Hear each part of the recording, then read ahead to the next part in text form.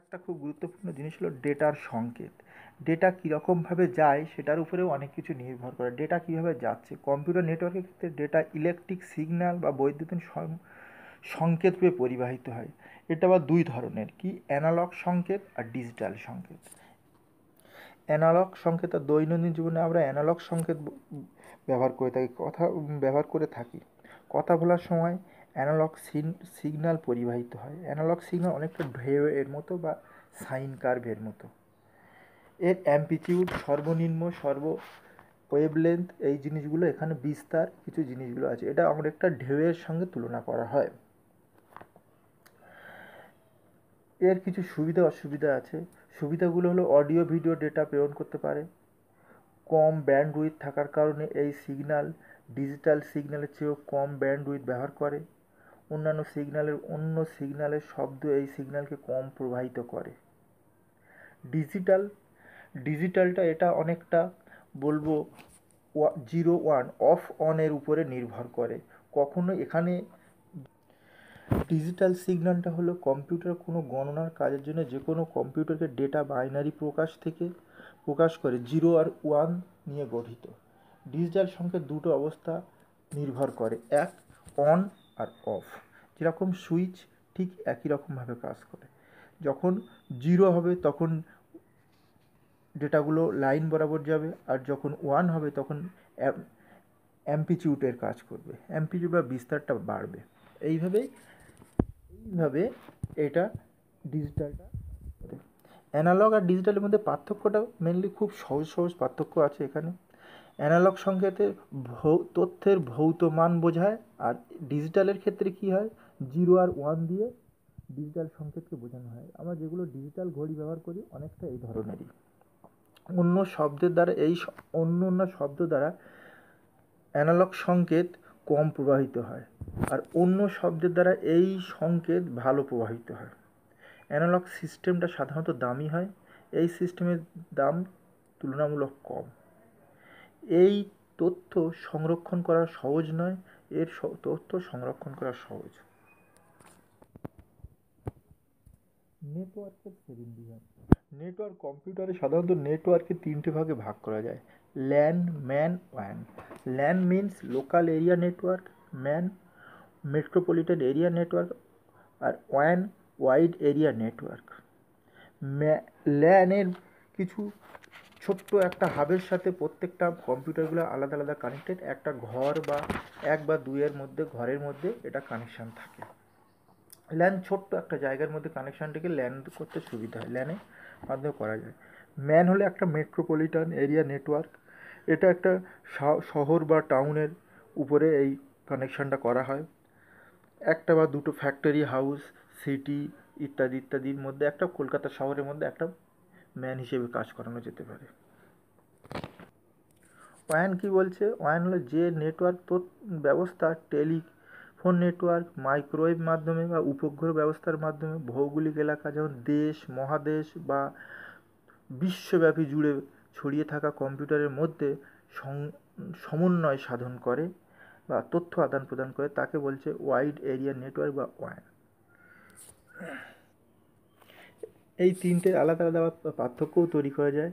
LAN বিস্তৃতি হলো ছোট বা একটি ঘর বা বিল্ডিংয়ের অঞ্চলের মধ্যে হয় এটা।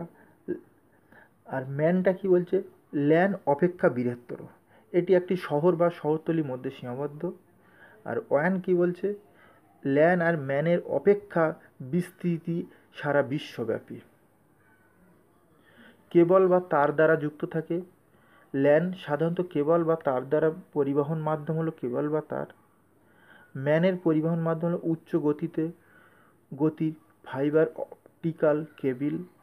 আর ওয়ানের বলছে টেলিফোন লাইন বা উপগ্রহ বা স্যাটেলাইট। এদের প্রত্যেকের 3টে পার্থক্যগুলো খুবই গুরুত্বপূর্ণ। এই পার্থক্যটা পড়লেই, এই যে পার্থক্যটা বলছি, এই পার্থক্যটা পড়লেই মোটামুটি ল্যান, ম্যান, ওয়ান 3টি পড়া হয়ে যাবে।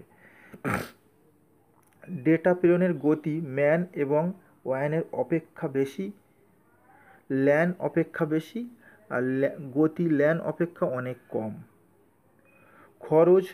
খরচটা কি বলছে? ল্যানের খরচ, ডেটা সম্প্রচারের খরচ ল্যান ও ম্যানের অপেক্ষা কম। ল্যানের তুলনায় বেশি, ওয়ানের তুলনায় কম, ল্যান ও ম্যানের অপেক্ষা বেশি ওয়ানের। ল্যানের তথ্যের নিরাপত্তা নিশ্চিত করে, ল্যানের তুলনায় কম নিরাপদ কিন্তু ওয়ানের তুলনায় বেশি আর ম্যানের। এক্ষেত্রে তথ্য প্রেরণ বেশি নিয়ন্ত্রণ হয় না। উদাহরণ কি বলা যেতে পারে? ল্যানের উদাহরণ একটা কেবল টিভির একটা উদাহরণ হলো ল্যান। ম্যানের উদাহরণ সেলুলার ফোন বা মোবাইল পরিষেবা ইত্যাদি ইত্যাদি। আর ওয়ান হলো ইন্টারনেট প্রযুক্তি, সারা অল ওয়ার্ল্ডের ইন্টারনেট। নেটওয়ার্কের আর্কিটেকচারের উপর নেটওয়ার্কের নেটওয়ার্ককে দুটো ভাগে ভাগ করা যায়। এক হলো peer to peer network architecture আর ক্লায়েন্ট সার্ভার আর্কিটেকচার। বলছে কি পিয়ার টু পিয়ার নেটওয়ার্কটা কীরকম? এই নেটওয়ার্কে যুক্ত প্রতিটি ওয়ার্ক স্টেশন বা নোড বা কম্পিউটার তথ্য প্রেরণ বা গ্রহণ করতে সক্ষম। এখানে কোনো নির্দিষ্ট সার্ভার থাকে না। এই নেটওয়ার্কে প্রতিটি কম্পিউটার বা ওয়ার্কস্টেশনের দক্ষতা ও দায়িত্ব সমান এবং প্রতিটি কম্পিউটারের সার্ভার ও ক্লায়েন্ট দুইয়েরই কাজ করতে সক্ষম। Client server architecture.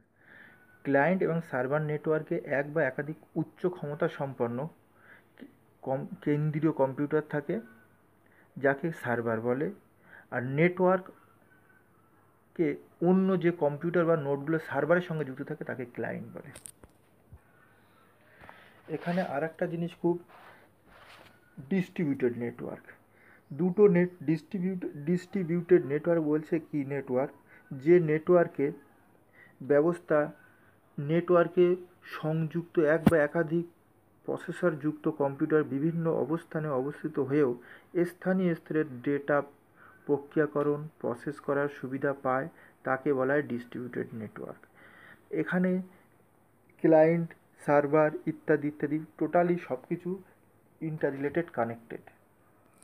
এই যে নেটওয়ার্ক পড়লাম পুরোটাই আমরা কোনো না কিছু ট্রান্সমিশনের মাধ্যমে মানে তথ্যকে পাঠাতে পারি বা গ্রহণ করতে পারি, সেটাকে হলো ডেটা ট্রান্সমিশন।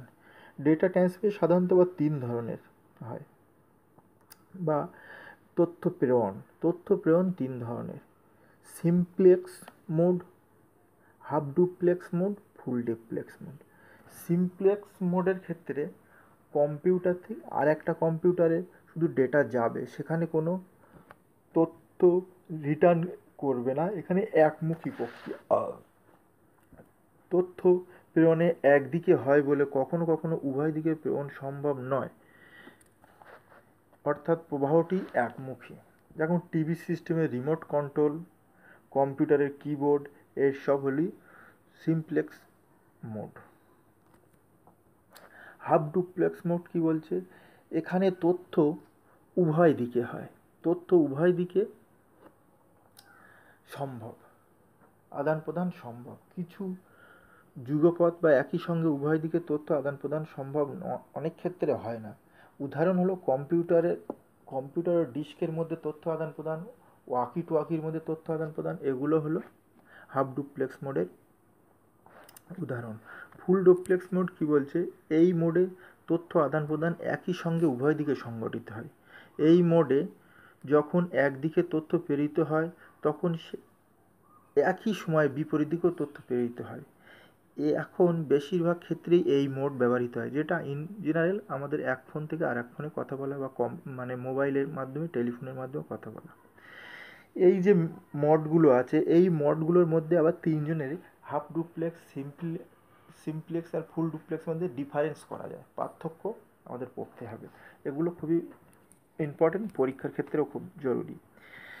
সেই জন্য সিমপ্লেক্স ডুপ্লেক্স এই ক্ষেত্রে তথ্য সর্বদা একদিকে যায়, সিমপ্লেক্সের ক্ষেত্রে তথ্য সর্বদা একদিকই, হাফ ডুপ্লেক্সের ক্ষেত্রে তথ্য সর্বদা উভয় দিকে, কিন্তু যখন যেদিকে যাবে সেই দিকের ছাড়া অন্য দিকের কোনো কানেকশান হবে না। একই সময়ে একদিকে। আর ফুল ডুপ্লেক্সের তথ্য প্রেরণ একই সময়ে উভয় দিকে হতে পারে। সিমপ্লেক্স ডুপ্লেক্সের তথ্য প্রেরণের নিশ্চিত প্রমাণ পাওয়া যায় না, হাফ ডুপ্লেক্সের নিশ্চিত প্রমাণ পাওয়া যায় তবে দেরিতে, আর ফুল ডুপ্লেক্সে খুব তাড়াতাড়ি প্রমাণ পাওয়া যায়।